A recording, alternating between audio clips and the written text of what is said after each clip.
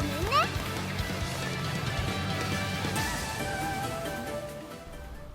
Hello everybody and welcome to a video looking at Dead or Alive 6. This is my 5th or 6th video on the topic. I do like my Dead or Alive and I do like an excuse to do a video on it, and Koei Tecmo has given us a particularly good excuse this time around because it has released 2 new characters as DLC to players.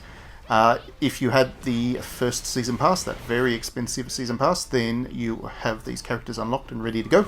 Otherwise you can buy them separately if one of them catches your eye, or if both of them do and you didn't want to buy into the season pass, you can go and grab them now for your game.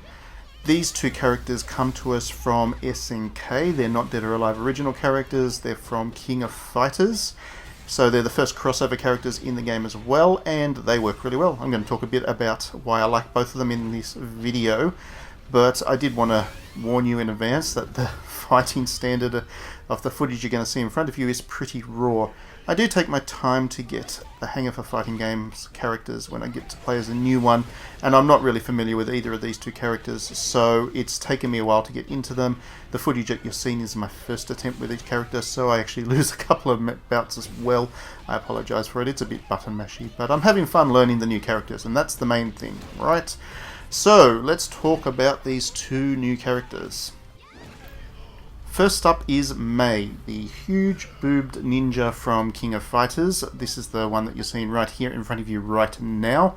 She is actually here for a second run around with Dead or Alive actually. She was a DLC character with Dead or Alive 5 as well, and she does fit in very well with the Dead or Alive cast.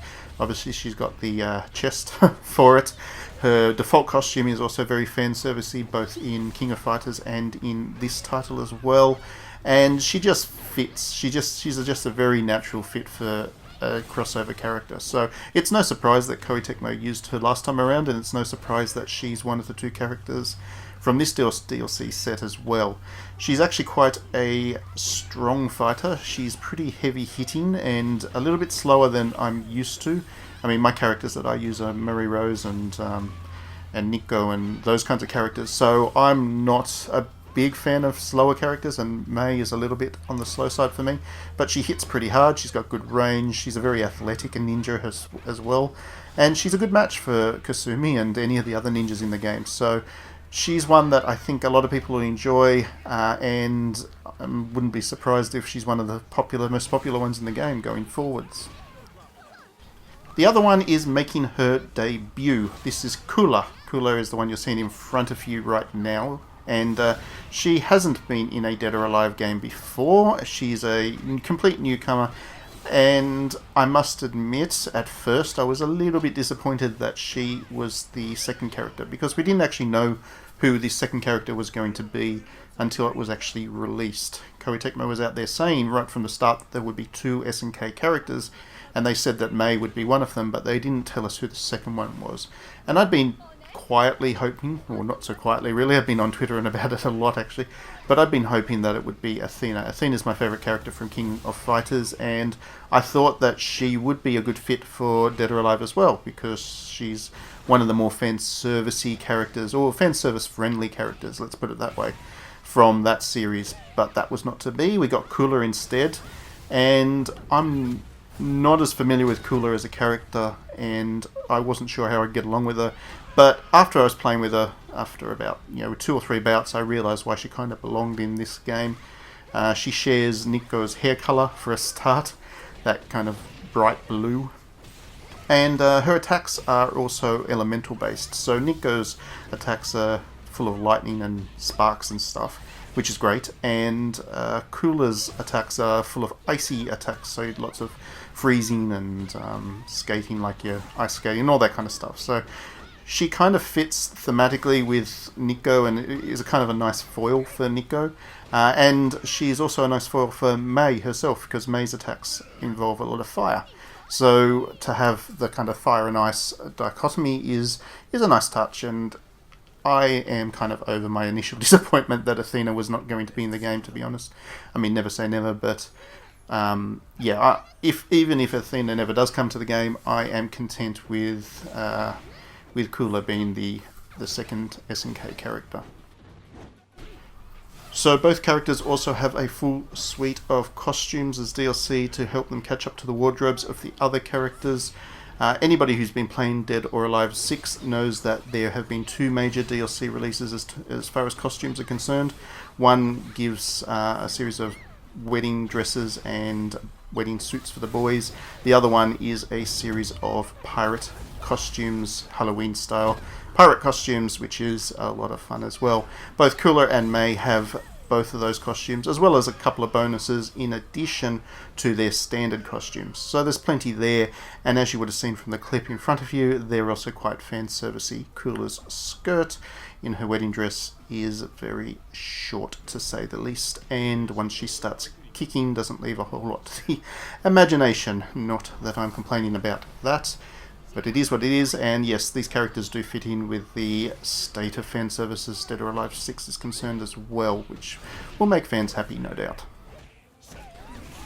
Obviously, these characters don't have any role in the single-player story mode or any of the other kind of single-player features that the main cast are involved in, but that was always going to be the case because they are very much add-on characters. And once the original roster of fighting game comes out, any characters that are released as DLC do tend to be that, so it is what it is there.